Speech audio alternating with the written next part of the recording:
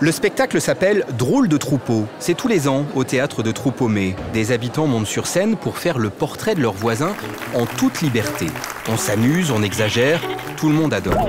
Mais cette année, le voisin de Monsieur Pita, qui tient le kebab près du collège, a gâché la soirée. Monsieur Pita met de la colle à la place de la sauce blanche dans ses sandwichs. Pas étonnant, tout le monde sait que les Turcs sont des escrocs. On devrait tous les dégager vite fait. Scandale au théâtre.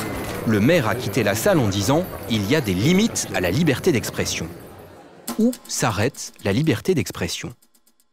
Le lendemain, le Canard boiteux a publié un article sur le sujet. Oui, en France, la liberté d'expression est la règle, c'est même écrit dans la Déclaration des droits de l'homme de 1789. Mais la loi fixe des limites à cette liberté. On a le droit de dire que les sandwichs de Monsieur Pita ne sont pas bons, même si ce n'est pas vrai, le mouton tomate-oignon est un régal. Mais dire, sans la moindre preuve, qu'ils contiennent de la colle et donc sont dangereux pour la santé, c'est de la diffamation ou de la calomnie et c'est puni par la loi. Affirmer en public que les Turcs sont des voleurs et qu'ils devraient dégager, c'est injurier, appeler à la violence, c'est puni évidemment. Comme tout ce qui appelle à la haine d'une personne ou d'un groupe à cause de sa religion, de sa couleur de peau ou de sa sexualité. Sanctionner aussi l'apologie, autrement dit la justification, l'encouragement du terrorisme, des crimes de guerre et des crimes contre l'humanité.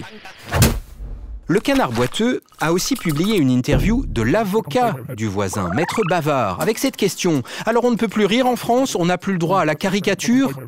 Bien sûr que si. Mais l'intention de faire rire, de faire réfléchir, doivent être claires. L'année dernière, à la veille de Noël, le caricaturiste du journal Babu avait publié un dessin de Marie avec un gros ventre et cette phrase « La Vierge encore enceinte, ça devient louche ». Il s'était moqué d'une religion, peut-être que son dessin avait blessé des catholiques, mais il n'appelait pas à la haine. Babu a fait un autre dessin qu'il a offert au restaurateur turc. C'est le voisin de Monsieur Pita, coincé sur ses toilettes recouvertes de colle. C'est pas très élégant, mais c'est plutôt drôle.